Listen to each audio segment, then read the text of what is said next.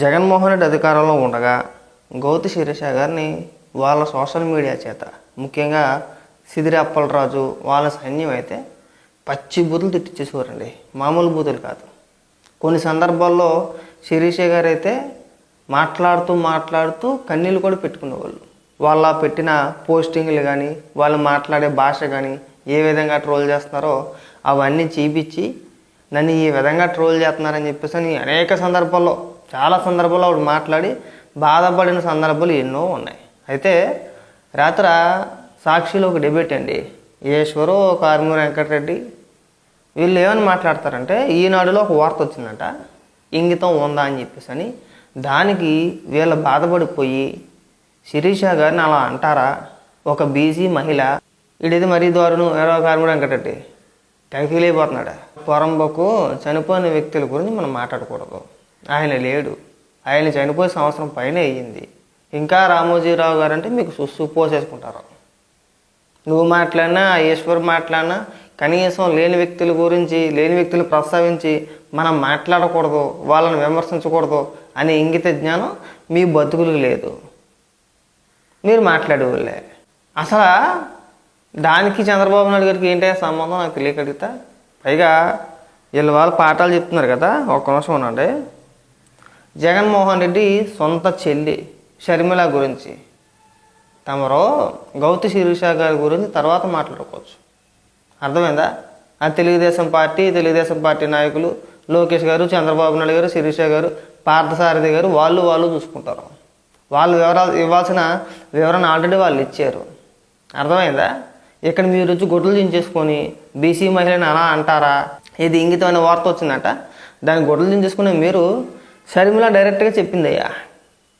జగన్మోహన్ రెడ్డి తన సొంత సైనికుల చేత సోషల్ మీడియాలో కొంతమంది సైకోగాలను పెట్టుకొని నన్ను, నా పుట్టుకని, నా క్యారెక్టర్ని, మా అమ్మగారిని బండ బూతులు తిడుతున్నారని చెప్పేసి అని ఏడ్చిన సందర్భాలు వినిపిస్తా విను.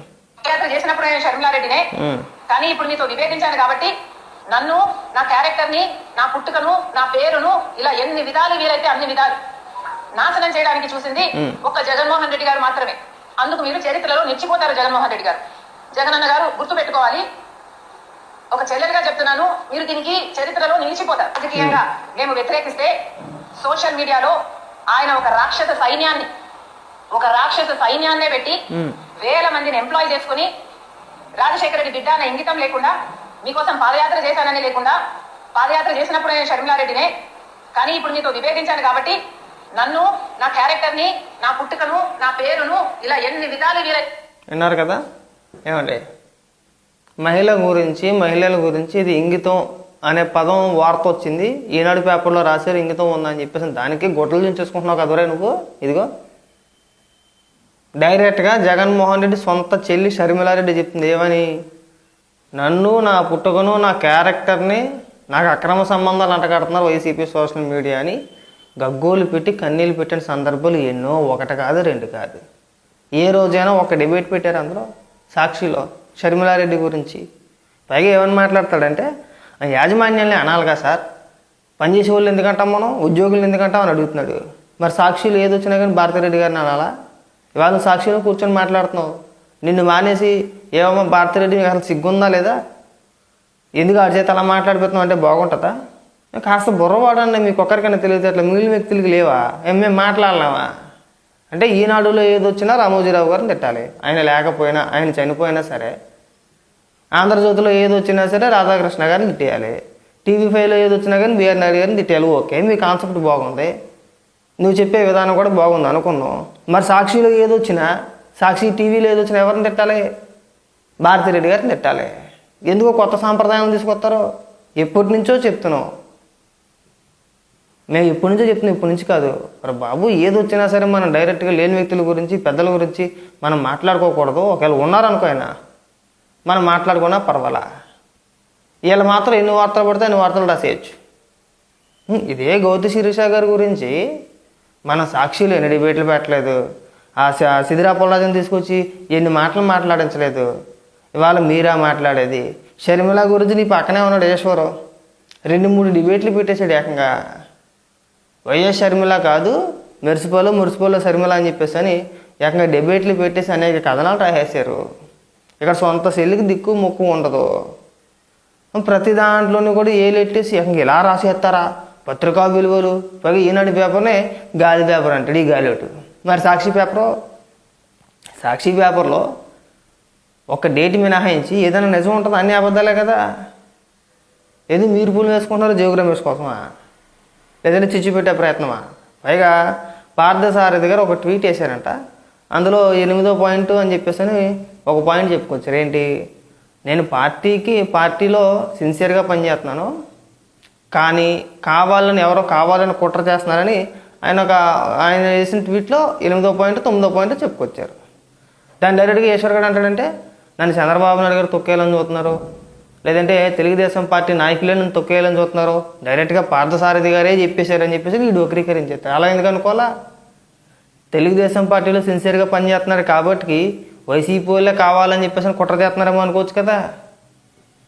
మీకే తెలిగితే అట్లా ఎవరికి ఉండవా అంటే కాస్త చెప్తాను, కానీ ఇంగిత జ్ఞానం ఉండాలండి. ఆయన తీసుకొచ్చేతాడు ఎంచేపు తెల్లారు లేచిన కానీ రాత్రి పడుకునేంత వరకు రామోజీరావు గారి పైన చంద్రబాబు నాయుడు పైన ఇద్దరి పైన ఎడుతాడు. వాడికి రెండే ఆప్షన్ లేదు అసలు.